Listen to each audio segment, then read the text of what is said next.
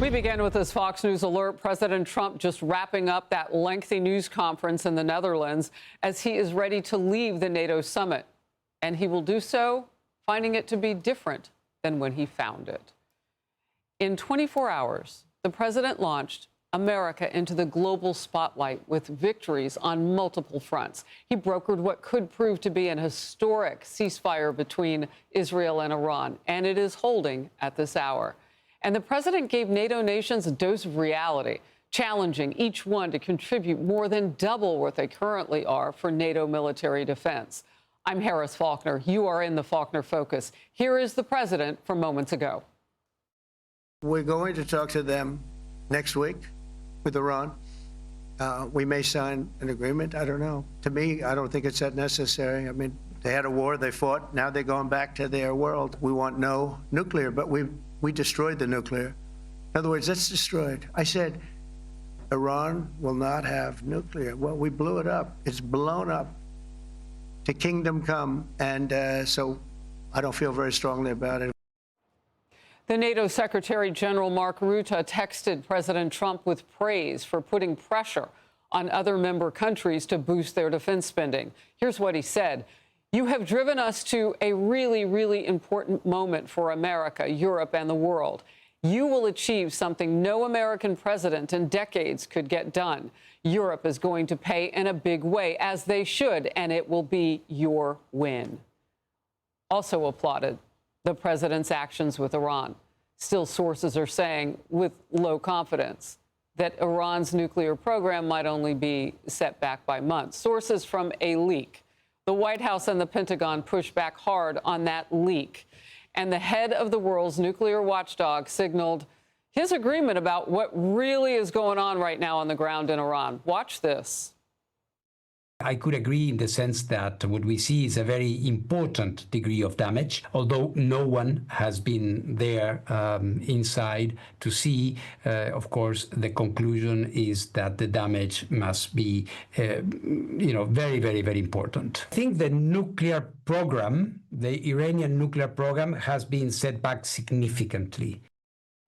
He went on to say for years, brand new satellite imagery shows the damage to 3 Iranian nuclear sites the United States targeted in Operation Midnight Hammer.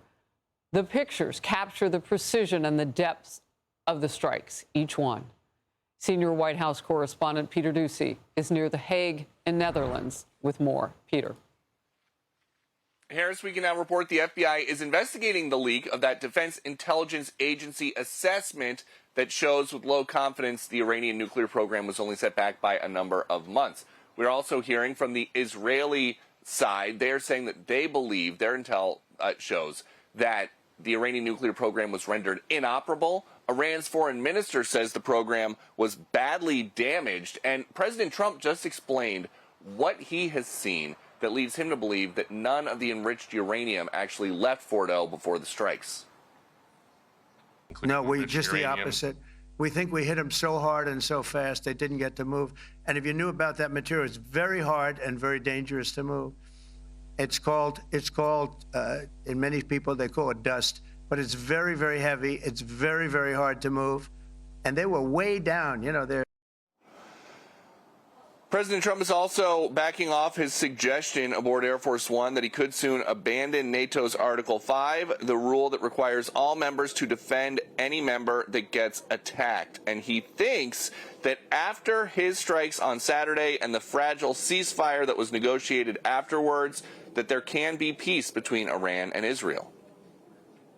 They're not going to be fighting each other. They've had it. They've had a big fight, like 2 kids in a schoolyard. They fight like hell. You can't stop them. Let them fight for about 2-3 minutes, then it's easy to stop them. And then Daddy has to sometimes use strong language to You have to use strong language. Every once in a while, you have to use a certain word.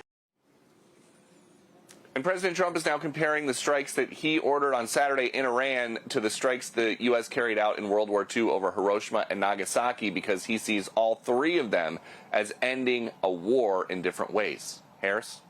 Peter Doocy, thank you very much. Republican Senator Ted Cruz of the great state of Texas, member of the Foreign Relations Committee, great to see you today on an important day for the country, for the president, with a lot of victories. First of all, let's start with the NATO summit and what pops to you as a huge moment. Well, listen, I think the president has provided strong leadership for America and for the world.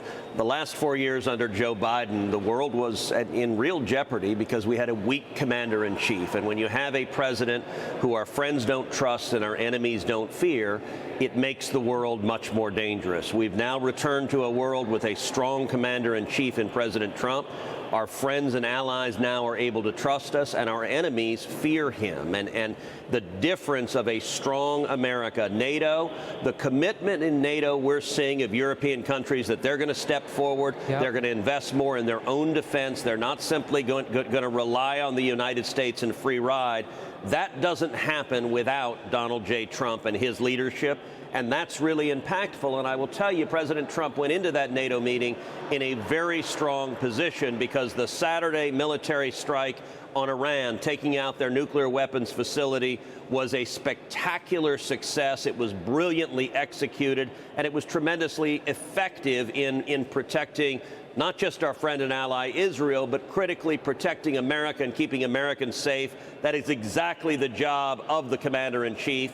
And I think President Trump had an incredible, decisive moment of leadership this weekend with great success for America. And the ceasefire is holding still. Just real quickly, because I want to dig into this a little bit. So Iran has come out and said it was heavily damaged. So you've got that. You've got the leader of the United Nations coming out and saying, you know, and he's not always a fan, obviously, but he's coming out and saying significant damage could take them years to rebound, that sort of thing.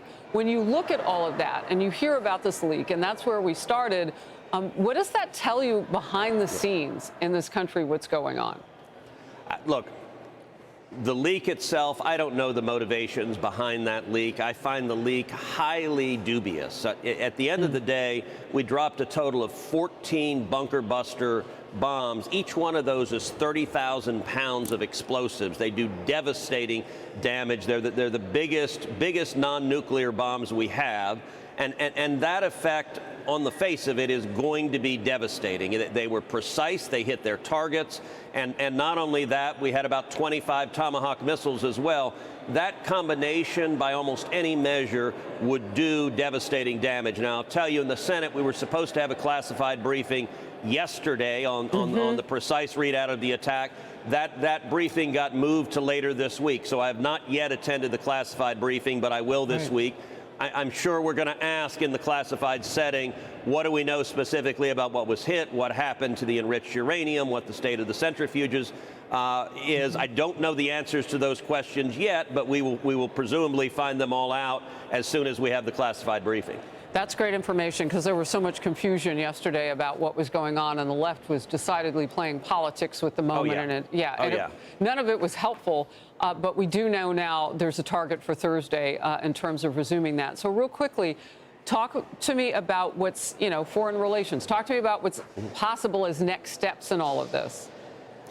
Well, listen, I think eliminating Iran's nuclear weapon capability is massively important. In my view, the single most acute national security threat America faced is the threat of a nuclear Iran. I think China is the greatest long-term geopolitical threat, but in terms of an acute threat, the Ayatollah, when he chants death to America, I believe him.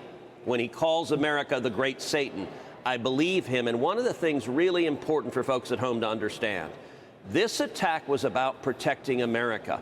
There is a reason the Ayatollah was working on an ICBM program. ICBM, as you know, Harris, stands for Intercontinental Ballistic Missile. You do not need an ICBM for Iran to attack Israel. For Israel, they are lobbing in ballistic missiles, ordinary ballistic missiles. The only reason the Ayatollah wanted an ICBM was to be able to deliver a nuclear warhead to an American city and to detonate a nuclear warhead in the skies of New York or Washington, D.C. or Los Angeles. And what President Trump did this weekend is acted decisively to take out that capability. Americans are significantly safer because of the president's leadership, stopping Iran from getting nuclear weapons that could kill Americans.